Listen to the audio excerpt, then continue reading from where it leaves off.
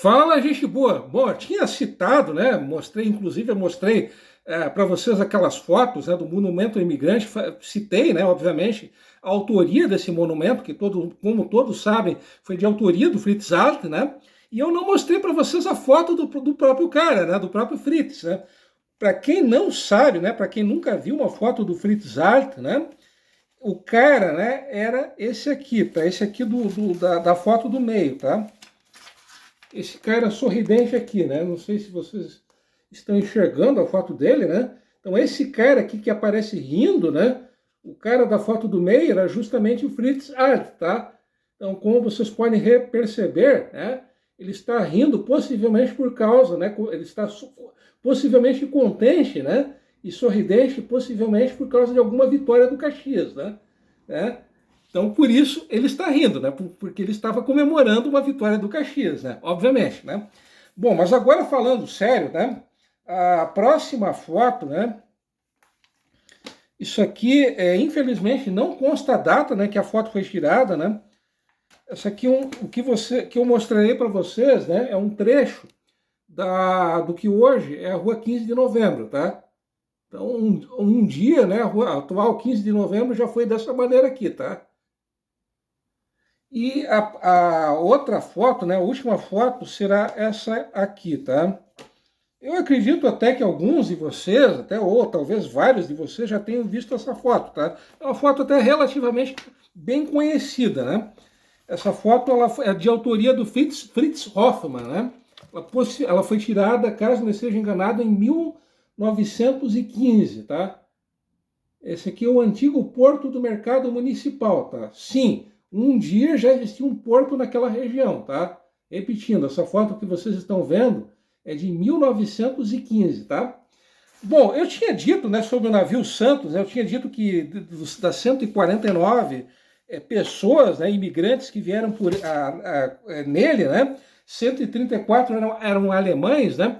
O curioso está aqui no item, na relação dos passageiros, né, no item relativo à nacionalidade, né, eles não constam como sendo alemães. Então, no item referente à nacionalidade, eles aparecem como sendo da Pomerânia, da Prússia, da Saxônia, de Holstein, né, de Brandemburgo, de Oldenburgo, enfim, né? Mas se a Alemanha ela já existia desde 1871, então por que raios na lista de imigrantes, de passageiros do navio, ao invés de Alemanha, aparece o nome da Prússia, Saxônia, enfim, né?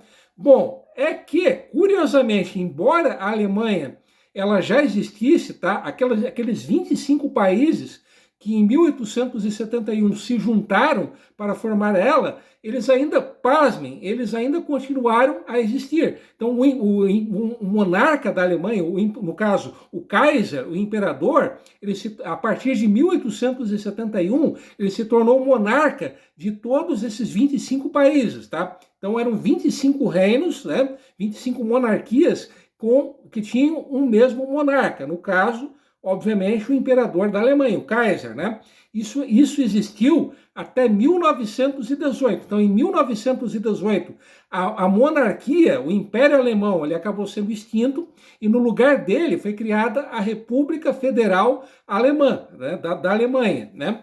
E, no caso, esses antigos 25 países, né? Eles foram transformados em estados. Então, foi só em 1918 que a Alemanha ela passou a ter, digamos, a forma que ela tem até hoje, tá? Ela passou a ter o formato que ela mantém até hoje, tá? Bom, além dessa curiosidade, né, tem um outro fato que chama muito a atenção, né, em relação aos imigrantes que vieram por esse navio, tá? É que um desses imigrantes ele era, pasmem, garçom, tá? Esse cara que era garçom, tá? Era o Gustav Hensel, né? O Gustav Hensel, ele tinha naquela ocasião, 1880, 17 anos. Então era um gurizão, tá? Ele era procedente da Prússia, ele era de religião luterana, tá? E ele acabou imigrando junto com o irmão dele. O irmão dele, que era o Robert, ele era 3 anos mais velho do que o Gustav, né? E outro, ainda em relação às profissões, tá?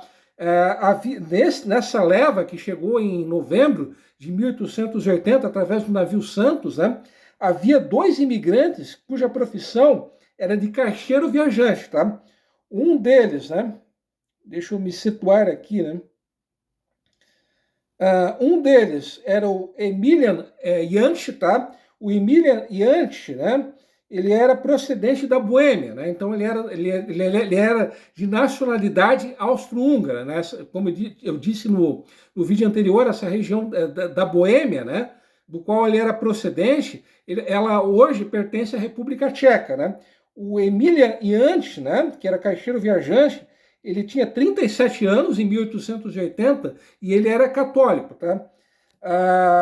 O outro caixeiro viajante que veio por esse navio, tá? Foi o Edward Miller, tá? O Edward Miller, ele também era procedente da Boêmia e ele também era católico, tá? Então esses foram os 2 caixeiros viajantes. Caixeiro viajante, só explicando para vocês, tá? Era um comércio, como o próprio nome já indicava, né? Eram comerciantes que vendiam seus produtos de porta em porta, de casa em casa, né? Eu acredito até que alguns de vocês tenham pego essa época, né? Inclusive, boa parte, se não a maioria dos imigrantes libaneses, que acabaram se radicando no Brasil, que mais tarde se tornariam grandes comerciantes, né? E proprietários de grandes empresas e grandes indústrias, eles começaram como caixeiros viajantes, né? Bom, mas voltando, né? Uma última curiosidade em relação à questão da profissão, tá? É que um desses imigrantes, né, o Augustin Krupka, né? Ele tinha 45 anos, né? E ele imigrou com a esposa, que era a Helene, que era 4 anos mais jovem do que ele, né? E com os 2 filhos, né? Que era o Karl, que tinha 9 anos de idade, e com a Pauline, que era uma menina recém-nascida, né? Bom, essa família, né? Os Krupka, né? Eles também eram da Boêmia, também eram procedentes da região da Boêmia, né? E eles eram procedentes de uma cidade chamada Wiesenthal, né? Bom, esse nosso amigo, né, o Augustin Krupka, né? A profissão dele, né, ele era fabricante de cintas, né? Então, outra peculiaridade, outro fato inusitado, né, em relação às profissões, né? Bom, eu tinha dito que esse navio, né, ele chegou em São Francisco em 18 de novembro de 1880, tá? Um fato até bem curioso, até bem inusitado, tá? É que das 149 pessoas, né, que vieram pelo Santos, né, nesse mesmo dia, 18 de novembro de 1880, esse navio, ele partiu, ele zarpou de São Francisco rumo ao Porto de Santos, e de Santos, né, ele acabou indo rumo ao Porto do Rio de Janeiro. Dessas 149 pessoas, 5 delas, elas só acabaram desembarcando no Rio de Janeiro. Sim, esses imigrantes, tá? Eles só foram desembarcar lá no Rio de Janeiro, né? Então vai entender por quê, né? Bom, em relação a essa leva de imigrantes, né? Basicamente seria isso que eu teria a dizer a vocês, né?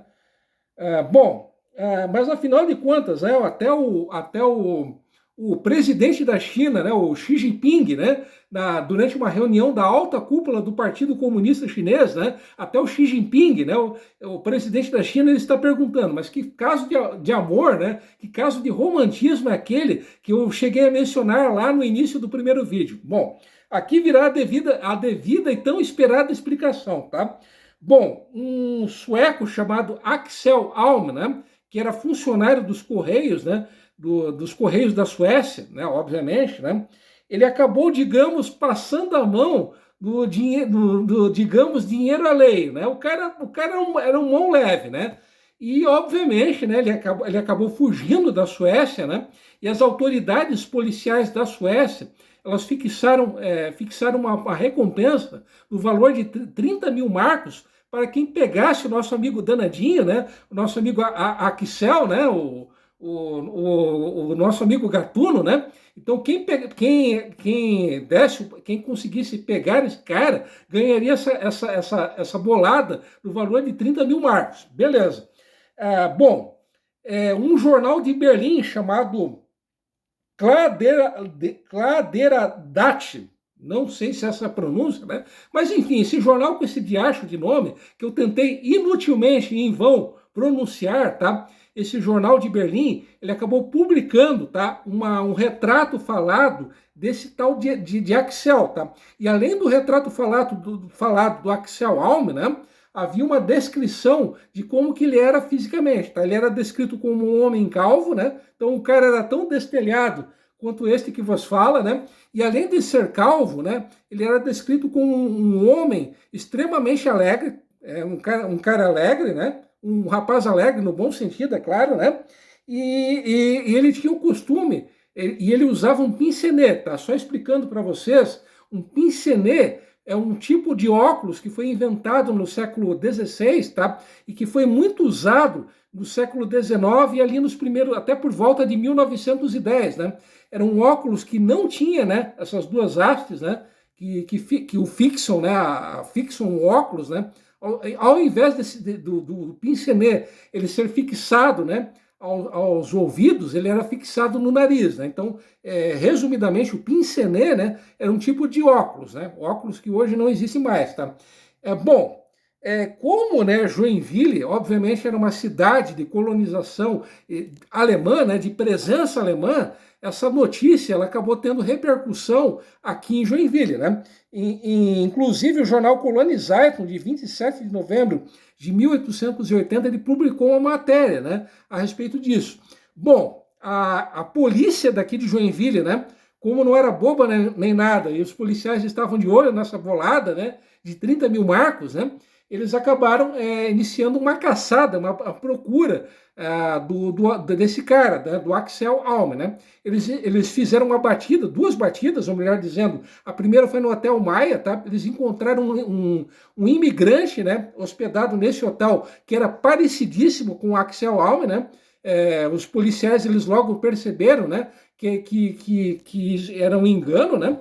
E depois desse primeiro hotel, né, que era o Hotel Maia, como eu disse ainda há pouco, eles estiveram em um segundo hotel, que era o Hotel Kine, né? Eles encontraram um cara que era a cópia escarrada do Axel Alm, né? O cara era alegre, o cara era calvo e o cara era barbudo e usava um pince-nez, né? Esse cara, né, o curioso, né, esse cara, né, ele é descrito, né, pelo jornal Kolonizeitung como sendo filho de um pastor, né? E o curioso é que antes, né, desse cara ele ter imigrado, né, que foi confundido com Axel Alm, né, ele ter imigrado para Joinville, ele chegou a ser proprietário, né, de um restaurante na Alemanha, né? E na época que ele foi proprietário desse restaurante, ele chegou a fixar, né, logo na entrada, né, do restaurante, um retrato falado do Axel Alm, junto com as características físicas do Axel Alm, né? E esse cara, né, os policiais românticos, como sempre, acabaram dando voz de prisão para esse cara, né? E só que eles perceberam, né?